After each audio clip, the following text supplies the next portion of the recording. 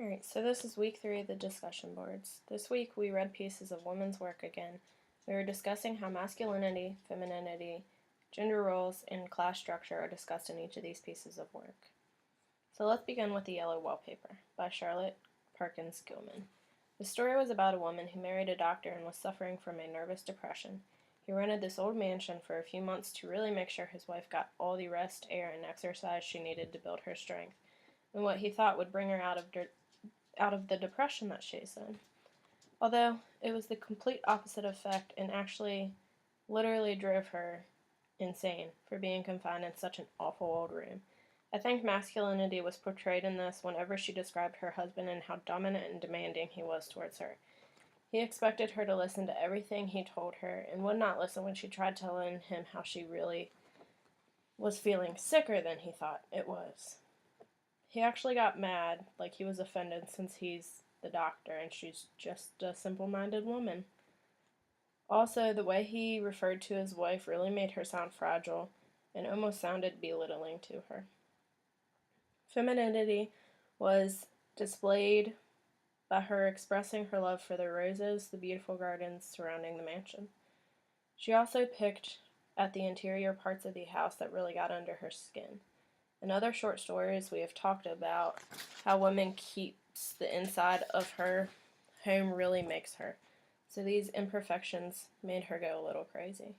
The obvious gender roles in the story is her husband being well-educated, hardworking, prominent, and providing for his family.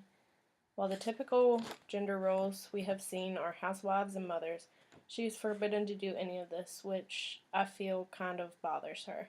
Her sister-in-law is taking care of their home and their child, while she is basically forced to stare at this hideous yellow wallpaper.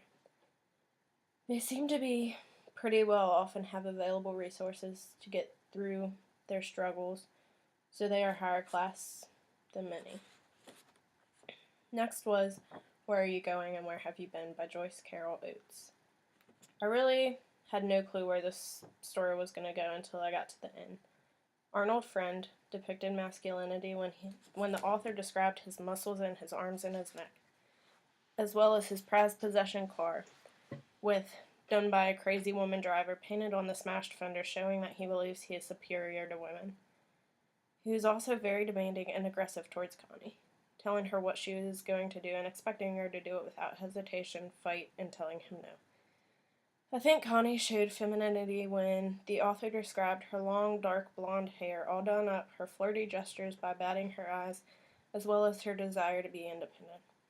I also think her nervousness was supposed to depict femininity, as well as her willingness to leave with Arnold to protect her family. Connie's family was a middle-class family that had a house on some land fairly secluded and unable to hear her scream for help. I believe Connie's mother and father showed gender roles. Her father worked all day to come home, eat, and sleep, without very much involvement in his family's life. Her mother, in turn, took care of the home and her children. Between Arnold and Connie, Arnold was the aggressive, dominant male, while Connie was basically the scared prey and had to listen to what he said. The final reading was Two Small-Sized Girls by Minnie Bruce Pratt. I really struggled with this one and wasn't able to pull the meanings behind the poem out, so I'm really excited to see what everyone else was able to pull from it. The only thing that I can really think of is it's two girls who grew up together and do simple-minded, expected girl stuff without even really thinking about it. It talks about crocheting and dolls and their children, as well as discussing one of their father's gardens, which shows the male role of providing for his family. But other than that, I'm hoping someone else's post can help me better understand that poem.